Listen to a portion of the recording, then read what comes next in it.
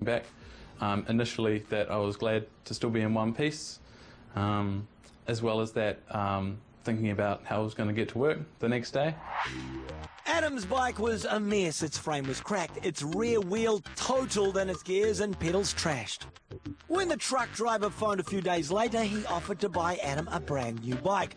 But the one he was offering was of a much lower quality. It had a retail price of $440 and was on sale for half that. Adam's had a retail price of $1,095, but he'd got it on sale for just under $600. Adam felt he was entitled to a new bike of equal quality, regardless of what he'd paid for it or that it was 2.5 years old.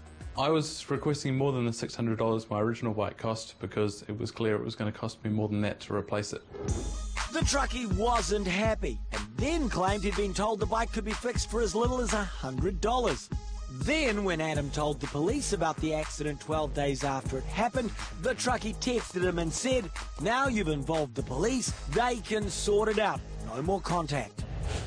Which is exactly what's happened in the 6 weeks since. Adam even wrote to the driver, offering to drop the compensation he was seeking to $600. But even that proved fruitless. Of course, the police won't sort it out either because this is a civil dispute. All they've done is issue a traffic infringement notice against the truckie. Adam, meanwhile, has no option but to take him to the disputes tribunal. I feel like things have dragged on a lot longer than they should have. It was clear that the truck driver was responsible, and I'm disappointed that nothing's been done about it yet. Later on Target, we contact the offending truck driver. Why won't he pay up? Ironing is right up there with the least liked chores, but be thankful you don't live in the United States, where a man recently held his own mother at gunpoint for failing to iron his clothes. Thankfully, there are professionals now who can rescue us from such a fate, but what kind of standard can you expect from them? In tonight's hidden camera trial, we call in 3 ironing companies to find out. Suitably, our first company is called Save Me Ironing, who arrived at 11 o'clock. They collect our clothes, and he asks if our actress has any hangers. She gives him 9.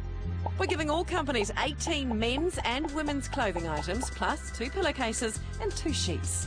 As with our dry cleaning trials, we've left a total of $25 in the pockets of 2 pairs of trousers.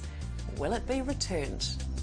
At 10:30 a.m. the next day, a man returns with the ironed clothes. Our actress has left a key out, so he comes inside, possibly looking for a wardrobe to hang them in. He takes care to leave them flat on the couch, and then he's off. And this is how our actress found the clothes, all of them on hangers and in plastic bags. Very professional. The job cost $54, which works out to just under $2.50 an item. We've asked an expert to give us his opinion on the results. One of his golden rules is that men's shirts have a single crease, like this down the sleeve. Good stuff. But women's blouses should never have a crease in the arm. Our linen skirt requires a lot of steam and heat to press, and unfortunately it looks like this didn't have enough of either. Similarly, our denim jacket can be stubborn, but making creases in denim is an ironing crime. It makes it fade. The other items that weren't up to scratch: the ruffled black skirt, the white blouse, a pillowcase, this tartan skirt, and 1 pair of men's pants. Some items were over-ironed, like the corduroy pants, and the green skirt had a very shiny zip mark. Of our 22 items, 10 were well done, which means over half were not. However, our full $25 was returned to us. That's great. Another positive was that everything was on hangers.